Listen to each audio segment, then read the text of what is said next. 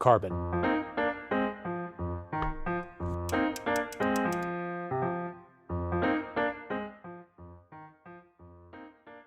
All right, we're here to talk about A to Z carbon. So when you open up your case, you'll find the headphones lovingly packed, and on the end of the cable you'll see a small piece of foam. Save that, and I'll talk about why later, but hang on to this foam, don't chuck it out.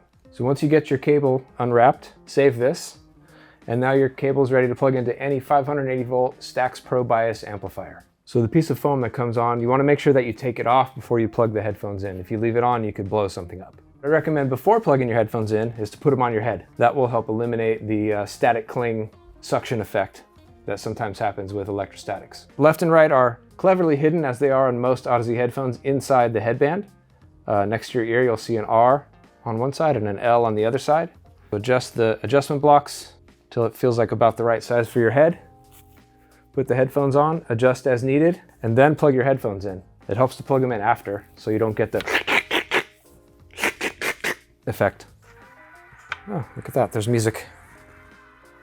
So sometimes when you're listening to electrostatic headphones and you have them plugged in, you may notice the diaphragms can become stuck to the stator plates, and you'll hear that kind of crinkle sound or a static sort of cling sound. That's normal with electrostatics, and it usually goes away just with a little time, a few seconds, it can stabilize itself.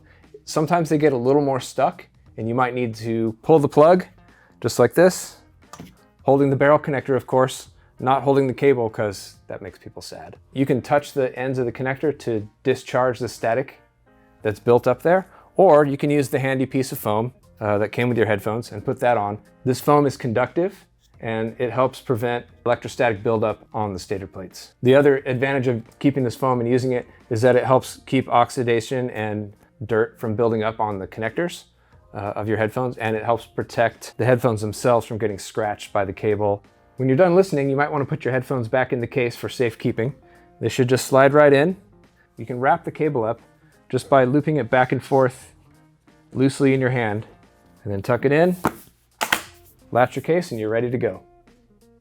So you may notice when you take these out of the case that the rings really aren't solid black. They have kind of striation and some marbleized texture going on. That's one of the beautiful things about the acetate rings, is that they're a little bit like wood in that each pair is unique.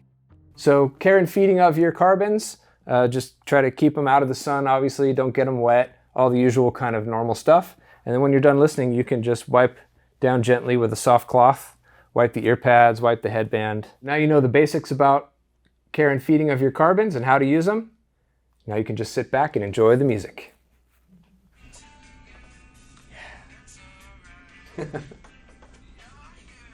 Got lost in what I was doing.